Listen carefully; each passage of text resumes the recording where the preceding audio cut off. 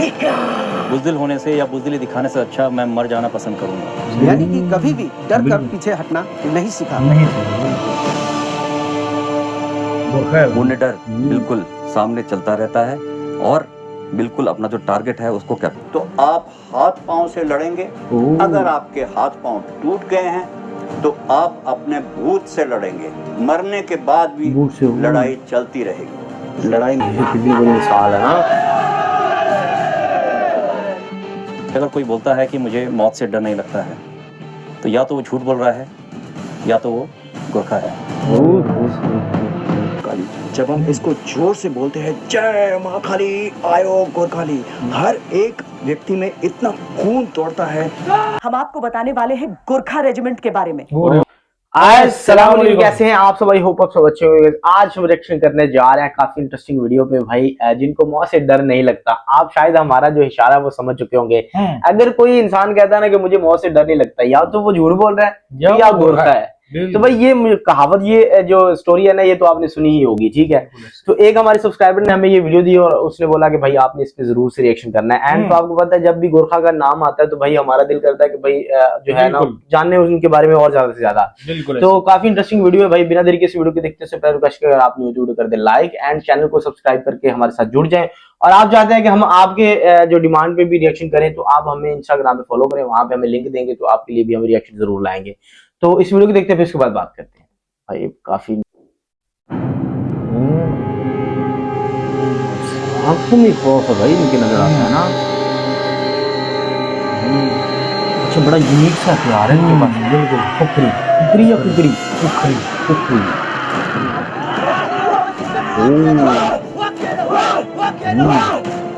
मृत्यु से डरने वाले आपको कई मिलेंगे, पर कुछ लोगों से मौत भी कांपती है। बुज़दिल होने से या बुज़दिली दिखाने से अच्छा मैं मर जाना पसंद करूँगा। यानी कि कभी भी डर कर पीछे हटना नहीं सीखा। पुण्य डर बिल्कुल सामने चलता रहता है और बिल्कुल अपना जो टारगेट है उसको कैप्चर करता है। हार से डरने वाले आपको कई मिलेंगे, लेकिन कुछ लोग ऐसे हैं जिनसे हार भी कतराती है। आप आखिरी गोली तक लड़ेंगे। अगर आपकी गोलियां खत्म हो गई हैं तो आप हाथ पांव से लड़ेंगे। अगर आपके हाथ पांव टूट गए हैं तो आप अपने भूत से लड़ेंगे। मरने के बाद भी लड़ाई चलती रहेगी। लड़ाई में कोई सेकंड नहीं आ सकता, या तो जीते या तो मरते हैं। तो it is either the enemy or me। डर से डरने वाले आपको कई मिलेंगे, लेकिन आज हम आपको मिलवाएंगे उनसे जिनसे डर भी खौफ खाता है। कितनी बड़ी मिसाल है ना।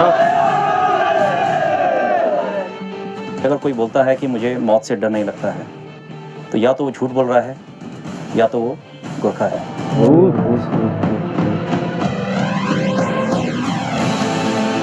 कमांड एंड कंट्रोल और फिजिकल फिटनेस और हुक्म का पालन, ये बहुत ही अच्छी तरीके से निभाना है। जितने ही विनम्र होते हैं ये उतने ही फिरोशियस होते हैं, उतने खतरनाक होते हैं।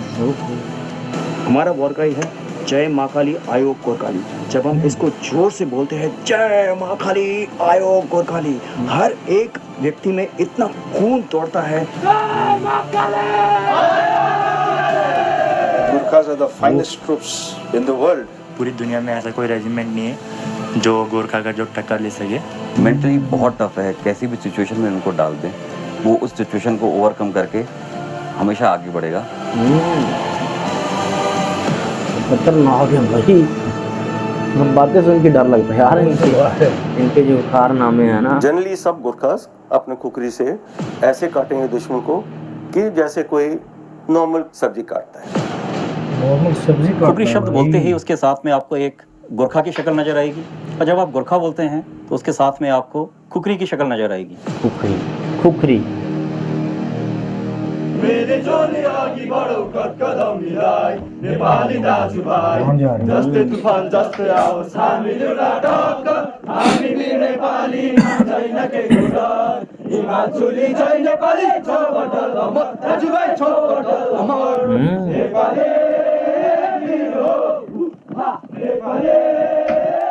एक जितनी है सारे। नमस्कार, जय हिंद, वंदे मातरम। भारतीय वीरों की कहानियां लेकर एक बार फिर लौट आया है वंदे मातरम। 5वां साल है या 5वां सीजन है वंदे मातरम का, और इसीलिए क्योंकि भारत में कभी भी शौर्य की कहानियां खत्म नहीं हो सकती हैं। हमने आपको वो सारे युद्ध दिखाए जो भारत ने लड़े हैं, हमने आपको परमवीरों की कहानियां सुनाई, जो काउंटर टेरर ऑपरेशंस होते हैं उनकी कहानियां सुनाई। लेकिन अब हम आपको जरा उन रेजिमेंट्स के बारे में भी बताएंगे जिनका नाम तो आपने बहुत सुना होता है, लेकिन उनके बारे में बहुत ज्यादा जानते नहीं हैं। आज हम आपको बताने वाले हैं गोरखा रेजिमेंट के बारे में। आखिर क्यों ऐसा कहा जाता है, ये वीरों में भी सबसे वीर माने जाते हैं। क्यों ऐसा कहा जाता है कि जो मौत से भी नहीं डरता वो है गोरखा। बहुत बड़ी बात होती है ये कहना। शब्द गढ़े गए वो इनके सामने मायने खो देते हैं। निष्ठा के जितने भी रंग दुनिया में हैं, वो इनके सामने फीके पड़ जाते हैं। हिम्मत का ऊंचा से ऊंचा पहाड़ इनके सामने बौना हो जाता है। ये ईमानदारी की मिसाल है, वफादारी का आदर्श है, बहादुरी की पराकाष्ठा है। वो रेजिमेंट के लिए कुछ भी करने के लिए तैयार है, अपनी जान तक दे देगा। जब वो लड़ाई में जाता है, वो ये नहीं जाता कि मेरे बच्चे क्या कर रहे हैं, वो है कि मैंने ये जीतना है, चाहे मेरे को इसके लिए कुछ भी करना पड़े। ये तो चीज भाई। यूं तो भारतीय सेना का हर रेजिमेंट, हर यूनिट, हर टुकड़ी, हर दस्ता दुनिया में सबसे निराला है, पर यह भी सच है कि हर एक रेजिमेंट की अपनी ऐसी खासियतें होती हैं जो दूसरी किसी में नहीं होती। और गोरखा रेजिमेंट की सबसे बड़ी खासियत है इनका आदर्श वाक्य। कायर हुनु भन्दा मर्नु राम्रो। मतलब गोरखा वो होता है जो मरने से नहीं डरता है। कायर होने से मरना अच्छा। यानी कि कभी भी बहुत बड़ी बात होती है भाई। गोरखा ने हर समय आगे बढ़ना सिखाया है। वो दुश्मन को मारने से पहले अपने डर को मारते हैं, डरने से बेहतर मर जाने को मानते हैं। ये इनका संस्कार है, इनकी परंपरा है। इनकी ट्रेनिंग का पहला उद्देश्य होता है डर पर जीत हासिल करना। गोरखा ट्रूप्स के लिए कहा जाता है किसी से डरते नहीं है। आप डरते हैं किसी से? कभी डरते थे? पहले डरता था, पर अब यहाँ फौज में आने के बाद मैं इतना नहीं डरता हूँ। और जब आगे और ट्रेनिंग बढ़ती जाएगी मैं डरना छोड़ दूंगा। चाहे आप इधर के किसी भी रिक्रूट से पूछो, वो अभी फौजी नहीं है, अभी सीख रहे हैं। जैसे हमको पता है बूंद बूंद से सागर बनता है, तो अभी हम लोग अभी बूंदी है, सागर अभी बने नहीं है। जब हम सागर बन जाएंगे तब हम पक्का फौजी बन जाएंगे। तो अभी आप पूछ सकते हो किसी से भी कि वो डरते हैं कि नहीं। वो लोग बेशक वो लोग कहेंगे कि हम कभी किसी से भी नहीं डरते। सच में, क्योंकि पूरी दुनिया में ऐसा कोई रेजिमेंट नहीं है जो मतलब गोरखा का जो टक्कर ले सके।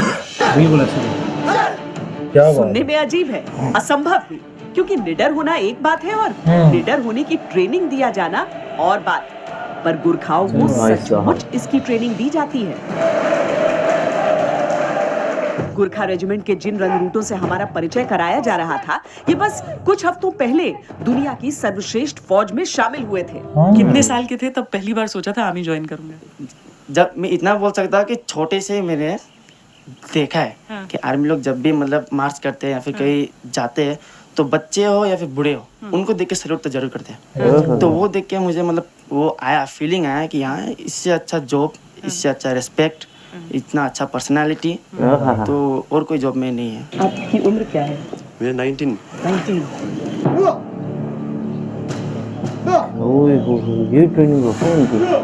18-19 साल की उम्र में शरीर को वज्र और सोच को सर्वशक्तिशाली बनाते इन योद्धाओं का सामना उनके खौफ से कराया जाता है।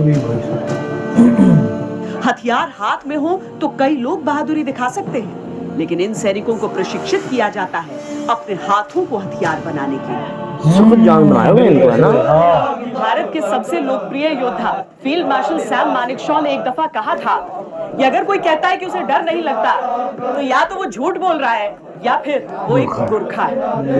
यहाँ पर जो गोरखा जवान है वो यही गाते हुए आगे बढ़ रहे हैं कि किस तरीके से चाहे कुछ हो जाए, डर इन्हें लगता नहीं है, वीर है, दुश्मन को धूल चटा ही देंगे।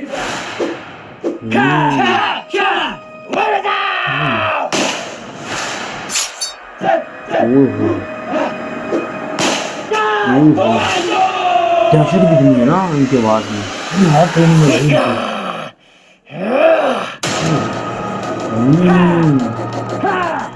गोरखा ट्रेनिंग में ऐसी परिस्थितियों के लिए उन्हें प्रशिक्षित किया जाता है जहां दुश्मन सशस्त्र हो लेकिन वो खुद निहत्थे।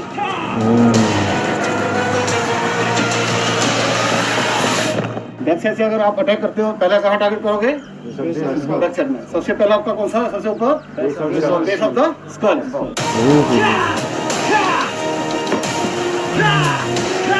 दुश्मन के शरीर का एक एक प्रेशर पॉइंट, एक एक कमजोरी उन्हें समझाई जाती है। हथियार चलाने से पहले वो हाथ चलाना सीखते हैं, साथ ही अपने शरीर के नाजुक हिस्सों का बचाव भी सीखते हैं। चलाते हैं जैसे भाई पानी काटते जाते हैं। बिल्कुल। कई ऐसे हालात हमें पेश आते हैं जहाँ पर कि हमारे जो हथियार, जो हमारे गोला बारूद जो खत्म हो जाते हैं, तो ऐसे हालात में हमें दुश्मन के साथ बिना हथियार के भी लड़ना बहुत ही जरूरी होता है। इसलिए हमें उन रिक्रूट्स को अनआर्म कम्बैट की लड़ाई पर भी ज्यादा जोर दिया जाता है, ताकि ऐसे मौके पर दुश्मन के साथ आसानी से वो लोहा ले सके और दुश्मन के ऊपर विजय प्राप्त कर सके। ये बहुत खतरनाक है यार। बिजली की तेजी से ऐसे झपटते हैं कि दुश्मन अंदाजा भी नहीं लगा सकता। वो पल भर में दुश्मन को चित कर देते हैं, और ये किताबी बातें नहीं है। गुरखा योद्धाओं के बारे में मशहूर है कि वो एक भी गोली खर्च किए बिना मोर्चा मार सकते हैं।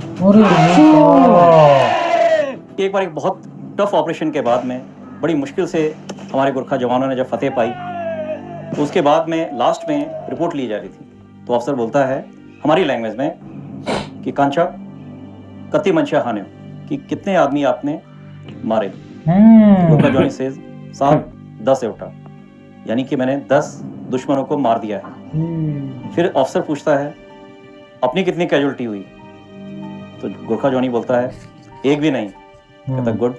एमुनेशन कितना खर्च हुआ, तो गुरखा जवानी बोलता है एक भी नहीं, जरूरत ही नहीं पड़ी, खुगरी से काम हो गया। अरे भाई साहब यार क्या बात है भाई, एक्स्ट्रा नहीं है, बहुत नहीं है, कोई हथियार नहीं है, पूरी के साथ क्षमता है जो बहुत काम आती है। बड़ी बात है यार, बड़ी बात। उनसे जापान भी हारा है, जर्मनी भी हारा है, पाकिस्तान की तो बिसात ही क्या है। रणभूमि हो या आतंक के खिलाफ लड़ाई, सबसे कठिन ऑपरेशन के लिए इन्हें चुना जाता है। दुश्मन भी इनका मुरीद हो जाता है।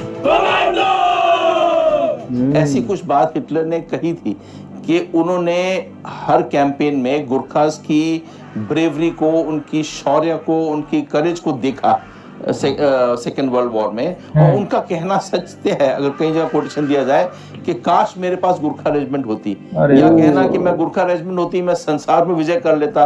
ये एग्जैक्ट वर्ड्स क्या है कोई कहा नहीं जा सकता, पर उन्होंने गुरखा रेजिमेंट के, गुरखा बटालियंस की, ट्रुप्स के शौर्य के बारे में प्रशंसा आवश्यक की थी। कहानी तो ये भी है कि युद्ध भूमि में गुरखा टुकड़ियों के आने की खबर भर से दुश्मन दुम दबाकर भाग जाता है।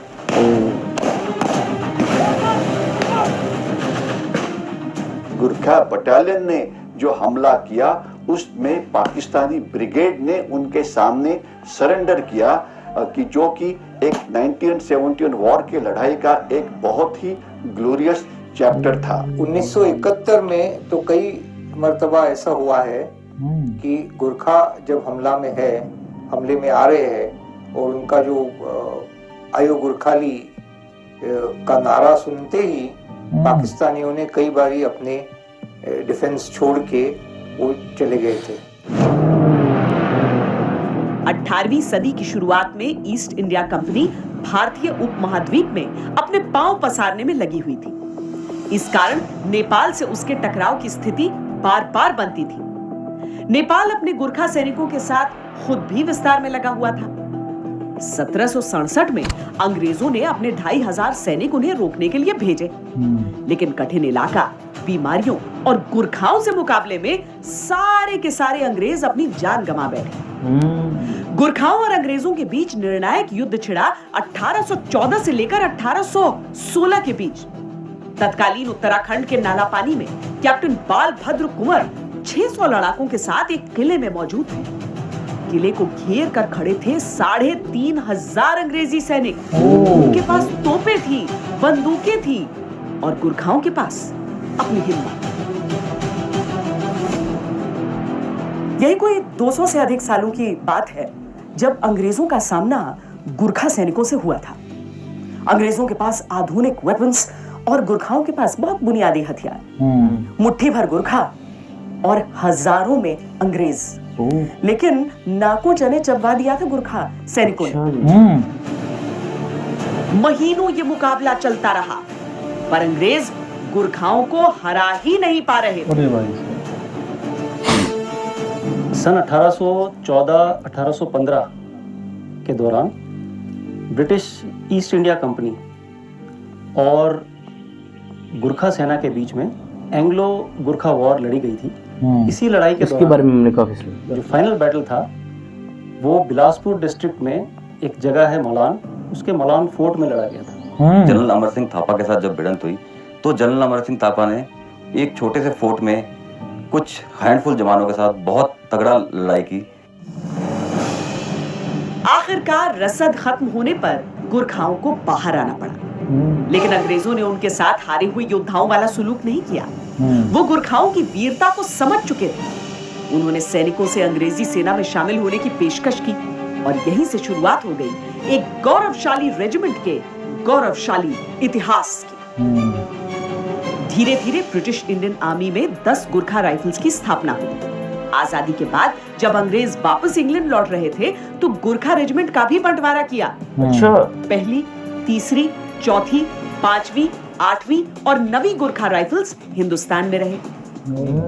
दूसरी, छठी, 7वीं और 10वीं गुरखा राइफल्स को अंग्रेजों ने साथ ले जाने का फैसला किया। छोड़ के नहीं गए, इतनी बहादुर बड़ी संख्या में गुरखा जवानों ने इंग्लैंड जाने से इनकार कर दिया। वो भारतीय फौज में रहना चाहते थे। नतीजतन भारत को 11वीं गुरखा राइफल्स की स्थापना करनी पड़ी। इस बंटवारे के लिए भारत, इंग्लैंड और नेपाल के बीच बाकायदा एक त्रिपक्षीय समझौता किया गया ताकि गुरखा हितों को सुनिश्चित किया जा सके। इसमें इसका खास ख्याल रखा गया कि सांस्कृतिक और धार्मिक भावनाओं को हमेशा सर्वोपरि रखा जाएगा। यही वजह है कि गुरखाओं के युद्ध घोष में आज भी महाकाली की वंदना शामिल है।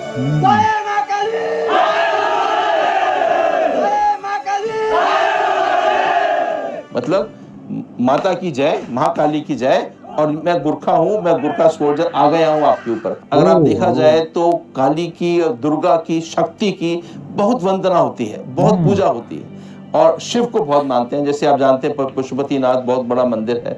सो काली की पूजा वो उनको शक्ति प्रदान करती है, काली उनको शक्ति प्रदान करती है। कई लोग दुर्गा माता के नाम से करते हैं। सो अलग अलग है और ये जैसे मैंने कहा उनके में जोश पैदा करती है ये वॉर क्राई, जिससे वो खुखरी, चमकती खुखरी हाथ में पकड़कर बोलता है, जय महाकाली आयो गुरखाली। भक्ति में एक अजीब सी शक्ति होती है और जब शक्ति के साथ जुड़ जाए भक्ति तो बनते हैं गुरखा। गुरखा जवानों की ट्रेनिंग से लेकर उनकी तैनाती तक भक्ति की बहुत ज्यादा अहमियत होती है। यूनिट में मंदिर की बहुत खास जगह, दुर्गा माता की आरती गाते हुए, देवी देवताओं की आराधना करते हुए ये सैनिक शक्ति का आह्वान करते हैं। ये सब गुरखा जवान है। ये भी इनका ट्रेनिंग स्टार्टिंग है। जरिया होता है। अलग अलग क्षेत्र, अलग अलग परिवारों से आए नौजवानों में एकजुटता की पहली अलख जगाने के लिए।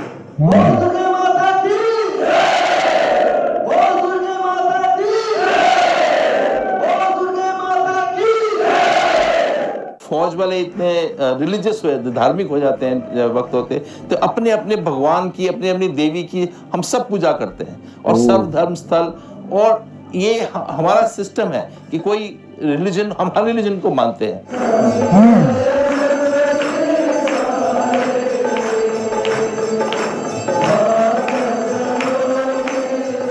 भारत, इंग्लैंड और नेपाल के बीच हुए समझौते में भी इस बात को स्पष्ट तौर पर कहा गया था कि जवानों की आस्था का ध्यान रखा जाए और आज भी पूरी निष्ठा से उस परंपरा का पालन किया जाता है।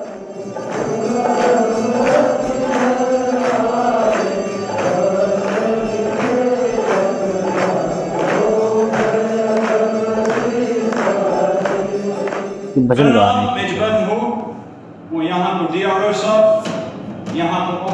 गुरखा ट्रूप्स का सीनियर अधिकारी भले ही किसी भी इलाके से आता हो, उसे अपनी फौज की भाषा बोलनी आनी चाहिए। बाकी तो छोड़िए, अंग्रेज अफसर भी फर्राटे से गुरखाली बोलते हैं। फ्री को मतलब van यहाँ आउँछ अनि 1 पैसा चलाउनु पर्दैन, 1 पैसा हामीलाई दिनु पर्दैन, यहाँको सिलेक्सन फ्री छ। गर्व महसूस करने नेपाली आनी चाहिए भाई, की बात है। बाहर से ये भी क्या बात है यार, ये पहली दफा अच्छी पता तरह चला। खुद आराम से इंटरैक्ट कर सकता हूँ क्योंकि हमारी भाषा सेम है। जैसे कि बाहर से ऑफिसर्स आते हैं, इनकी ट्रेनिंग किया कराई जाती है इस लैंग्वेज कोर्स में। आगे और भी मजा आता जा है यार। मेरे को उनके बारे में पता है, हमारा रहना सहना हमारा बचपन से वैसे ही सेम रहा है, तो उनको समझना उतना ही आसान रहता है और उनको कमांड करना और भी ज्यादा आसान। अपने जीवन में कई बार हम परंपराओं का मतलब और उनकी अहमियत भूल जाते हैं, लेकिन एकता का जो सबक इसमें है वो अनुकरण करने वाला है।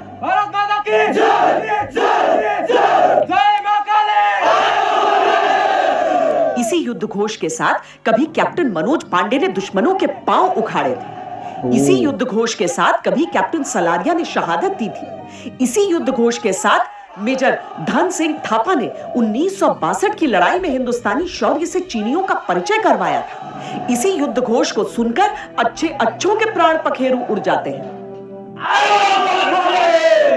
गोरखा जवानों की जो वीरता है वो आज की बात नहीं है, बल्कि सदियों पुरानी है। और यहाँ पर भी जो ये वॉर मेमोरियल है, इस पर भी अगर आप देखेंगे तो 1878 से लेकर और ये लगातार है, अंतहीन है, क्योंकि जब भी कहीं जरूरत होती है गोरखाओं से जरूर कहा जाता है कि आपकी तैनाती यहाँ पर रहे, क्योंकि बाकी ट्रेनिंग के साथ साथ जिस तरह की मेंटल ट्रेनिंग यहाँ पर दी जाती है, वही कारण है कि परमवीर चक्र कैप्टन सलारिया हो या फिर मनोज पांडे हो, एक के बाद एक जो प्रेरणा के स्रोत हैं वो यहाँ से निकलते ही रहते हैं।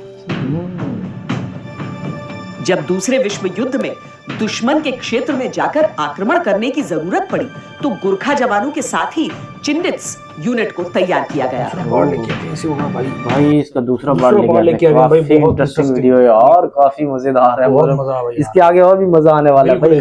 तो यार इसका मतलब क्या स्टोरी है यार गोरखा के बारे में ना, ये खासकर उन्होंने एक मतलब रेजिमेंट गोरखा रेजिमेंट के बारे में ना उन्होंने खास एक रिपोर्ट तैयार की है कि जिसके बारे में उन्होंने बड़े डिटेल से बताया। बिल्कुल भाई कहाँ से लेके चाइना पाकिस्तान और कहाँ कहाँ तक गोरखा लड़े। सही बात है, बिल्कुल। और वही बात आ जाती है ना, जिनको मतलब डर नहीं लगता या तो वो झूठ बोल रहे हैं तो या वो गोरखा है। बिल्कुल। और क्या यूनिक सा है ना इनका खुखरी, बिल्कुल क्या यूनिक सा है ना।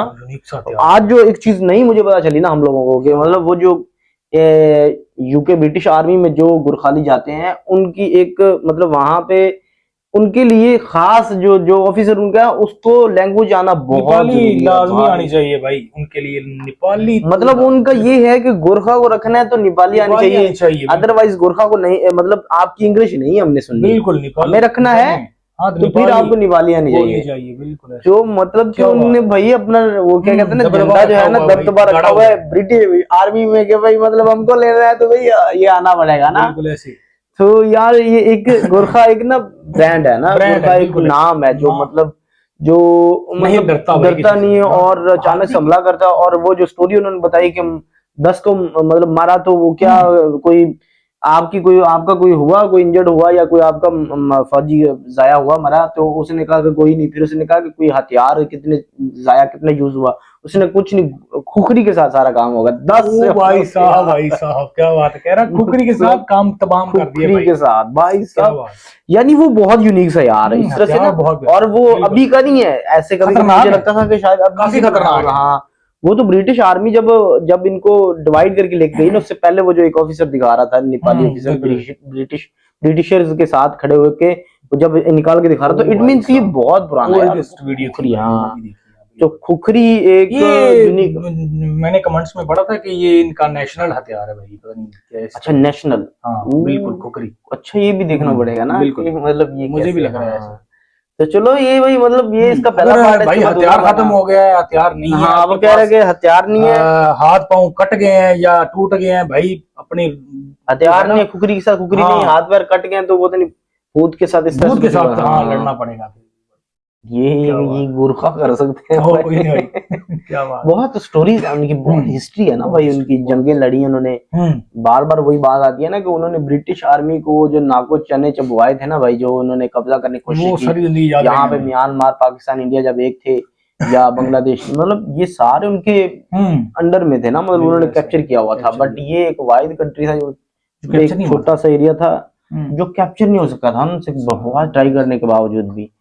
और तो भाई जो कुलवीर थापा की तो हमने सुनी ना स्टोरी, जो उसका स्टैचू भी लगा हुआ है ना ब्रिटिश आर्मी में, तो वो जैसे उठा के देता है भाई ये एक मतलब ये इनकी मेहनत भी है, और वो शुरू से पहले स्टार्टिंग में कितनी मेहनत करके आते हैं ना, फिर आगे आगे वो स्टेज होते हैं उनके, वो सख्त जान होके आते हैं भाई एक्सरसाइज करके। बिल्कुल ऐसे। तो ये पहला पार्ट है भाई, इसका दूसरा पार्ट अभी देखते हैं, फिर उसके बाद ये है कि भाई फिर आपसे फिर मिलेंगे कि भाई दूसरे पार्ट में क्या क्या चीजें हुई हैं। तो अभी ये आपको कैसा लगा रिएक्शन आज का, वीडियो अच्छी लगी तो कर दे लाइक एंड चैनल को सब्सक्राइब करके हमारे साथ जुड़ जाए। अगर दूसरा पार्ट जो है कमेंट्स, दूसरा पार्ट आपने कमेंट जरूर करना है, और दूसरा पार्ट जो है वो आपके लिए जल्द लेके आएंगे। वो बहुत अच्छा है तो वो इसके बाद और भी मजा आने वाला है ना, डिटेल में और भी चीजें जानने को मिलेगी। नेक्स्ट वीडियो मिलती जाती है, अल्लाह हाफिज़।